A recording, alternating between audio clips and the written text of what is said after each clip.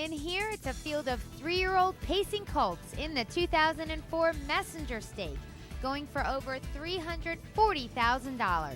And this is the first time ever that this duel of the Triple Crown is being competed at Harrington Raceway. So let's head behind the starting gate. They're off. There goes Metropolitan now for that lead. Western Terror from the center of the track is up into second now with Times Are Changing getting away in third. That's Maltese Artist racing fourth, another 2 lanes or so. Back to Dual Personality, followed by Art Director, and Jacobs Western trails the field. They head up the backstretch, and Metropolitan's got the lead. Western Terror sitting in second. It's 2 lanes back to Times Are Changing. That's Maltese Artist who got away in fourth. Racing fifth is Dual Personality, followed by Art Director and Jacobs Western, 27-4 into the far turn. Metropolitan's got that lead about 1.5 lengths over Western Terror. Times Are Changing, racing in third, followed by Maltese Artist, now swinging to the outside. Is Dual Personality. They move by the stands on the way toward the half. And the leader is Metropolitan. Metropolitan's on top. Out comes Times Are Changing.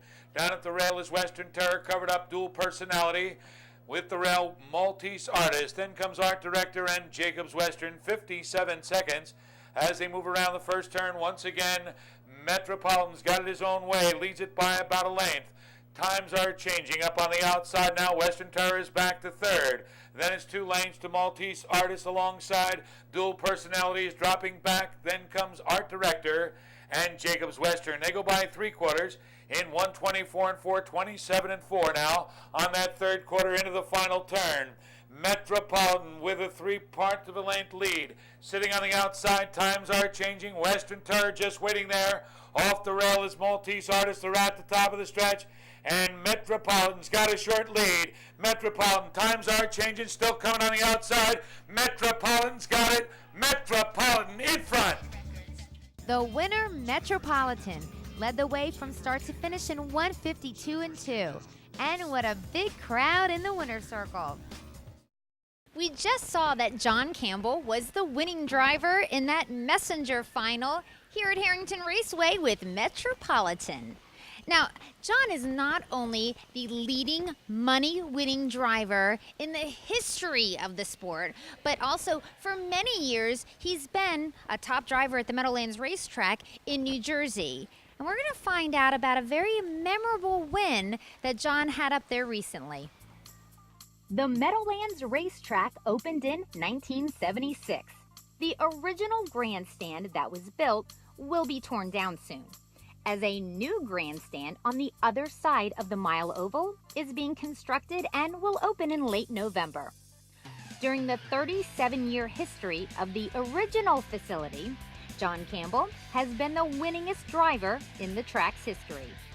So it was very appropriate that Campbell not only won the U.S. Pacing Championship, the second to last race in front of the original grandstand, but also the final race in front of that original facility. In that last race of the Big M meet, Campbell drove Dapper Dude to a 1:49-2 victory in the Old Lang Syne free-for-all pace. As you know, John, the original Meadowlands grandstand opened in 1976, but now, of course, they're building a new facility on the other side of the track. So when I see the original facility, the Meadowlands racetrack, I think of it as like the house that John built. And I mean, it's true that it was almost magical for me that you win the last 2 races in front of that original facility. How did you feel about that? Well, it was a coincidence, but it was a very nice one. It was certainly, you know, the day hadn't gone that well for me up until that point, so it certainly capped off the day in a real good fashion. But I guess a little apropos that I was able to win the last 2 races there, but people forget about that pretty quick when the new grandstand opens up. John's always a great interview, and when it comes to educating fans about the sport, there's none better.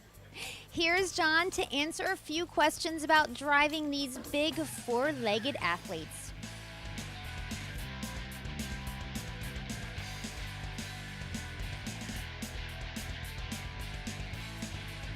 As a driver driving races, we handicap the program very similar to what bettors do, and how we think the race will go, what the other horses and drivers' strategies and tendencies are. So, we sit down and handicap it very similar to what the people that are betting on them do. And, we're always at the mercy of some horses like to close, some horses like to leave, just race better that way. And you have to try to incorporate that into your plan if it'll work. But, there's just circumstances where if you got a horse that's leaving and there's 6 levers inside of you, you're just banging your head against the wall and you have to go to plan B. But it's trying to figure out the strategy that you can get your horse in a position at the head of the stretch without using him too much, that if he delivers his best effort, you can win.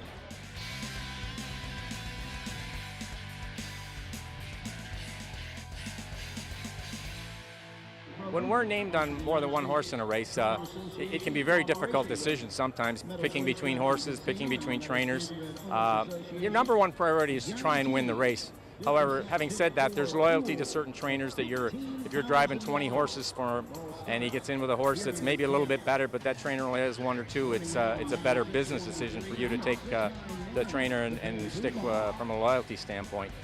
So it's, as a handicapper looking at them when they see picks, they really have to factor in who the trainer is that the driver picked and try and figure out if that was a loyalty pick or he was picking a horse that he thinks can win.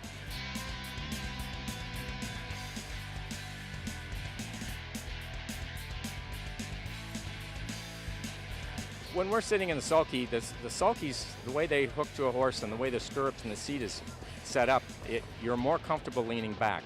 If you sit too far ahead, you're not as comfortable. You don't have as much control over your horse because you don't have the leverage in your legs. So it looks like we're pulling back on them, but believe me, we're not. And you're actually getting a little more push and lift on the sulky if you lean back as well. So there's an advantage to, as well as comfort, to leaning back in it. And if somebody's leaning back and taking a hold of their horse, they're going to be called in by the judges right away because we're scrutinized from every camera angle you can imagine, and that just doesn't fly with judges.